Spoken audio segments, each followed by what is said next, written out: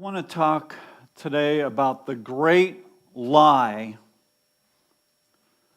of the Great Apostasy. There is a lie that is being propagated that is paving the way for the Great Apostasy. And you are affected by it, witnesses of it, probably much more than you realize. And I hope to expose it for what it is here today in such a way that you won't forget. I said in one of my books, I think it was Intoxicated with Babylon maybe, but I said that there is a wave of deception coming upon this earth like a tidal wave. And I suppose that will end up being true before it's all over with. But before the tidal wave comes, there is a swelling of the tide. And that's what we're experiencing now. A swelling of the tide of deception. And I'm not talking about out in the world. That's there, of course. It's always been there. I'm talking about in the church. At least in the Western church. And I'll tell you what the lie is right up front so you understand what I'm getting at here with this message. Here is the lie in its barest form, and you'll never hear this said from a pulpit. Not this explicitly, but as I'll go on to prove to you and show you, it is expressed in 1,000 ways in the church. The lie is, you don't have to obey God. That's the lie. In 2 Thessalonians 2, where the Apostle Paul is talking about the mystery of lawlessness, there's something about that at work in the end times church that is mysterious. It's profound, it's enigmatic, it's not understood very clearly. It's not seen very clearly.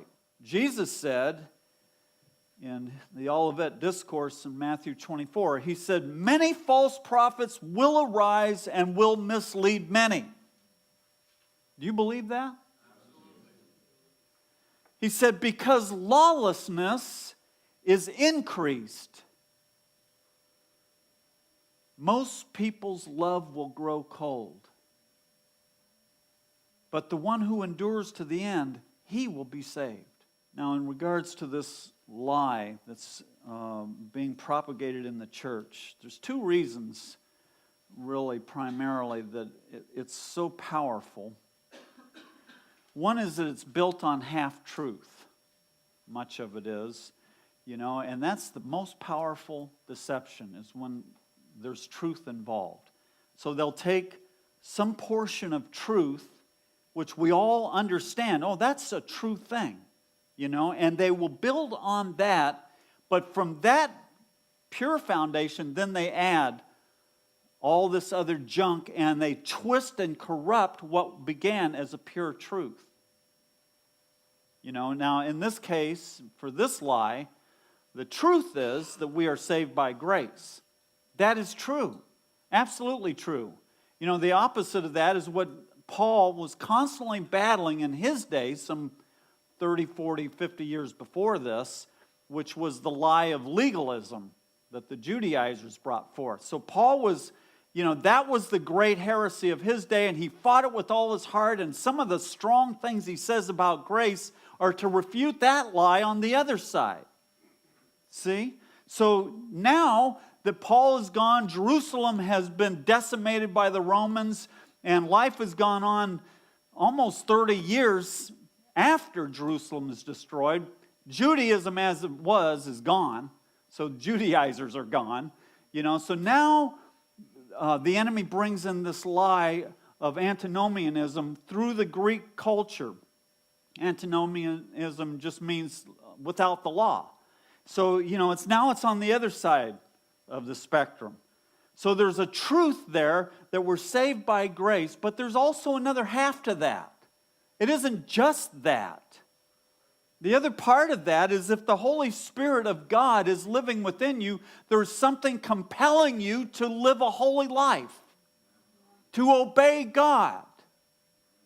And to say that it's all grace and to totally focus on that makes it into a lie. Because it's not the whole truth. It's part of the truth, absolutely, but it's not the whole truth. A.W. Tozer said, salvation without obedience is a self-contradictory impossibility because the essence of sin is rebellion against divine authority. You know, you can be in unrepentant sin in the evangelical church. You can do that, but you can't do it in God's kingdom. The second reason that these lies are so powerful is because they are so subtle. Usually subtle. You know, they're just kind of woven in. In fact, the most powerful part of this lie, that you don't have to obey God, is simply because preachers don't preach it. They don't confront sin anymore. Or if they do it in such a generalized way, such a, low-key way, or they aim it at the culture, which is a popular way to deal with sin. Oh, those people out there, but they don't confront the sin of the people in their church, the people that are supposed to be under their care. Now, I'll say this, that most of this is because this is what people want. It's hard to be a godly pastor. I'll tell you that. It is hard. I feel bad for these guys. I have sat and talked to so many pastors over the years who are sincere men, godly men, want to do right, but if they try to preach about sin, not that they need to do it every week, but have a balanced diet, they're feeding their sheep, and so occasionally they bring a message about, whatever, unforgiveness, let's say. If they try to do that, boy, you want people to turn on you, start to expose what's in them, what they don't want to give up. And that goes for people who write books. It goes for radio preachers across the board. They feel the pressure to bring soft messages. And now I'm going to read these two verses. You all know them very well. And I fear that because we know these verses so well, they've lost the reality. What should strike terror in our hearts. Because this is talking about the church that you and I call home. For the time will come when they will not endure sound doctrine, but wanting to have their ears tickled, they will accumulate for themselves teachers in accordance to their own desires. And will turn away their ears from the truth and will turn aside to myths. The bottom line for a lot of Christians out there, their attitude is, don't preach the truth to us because we will not put up with it. I hate to say it, but it's the way it is. It's just the way it is nowadays.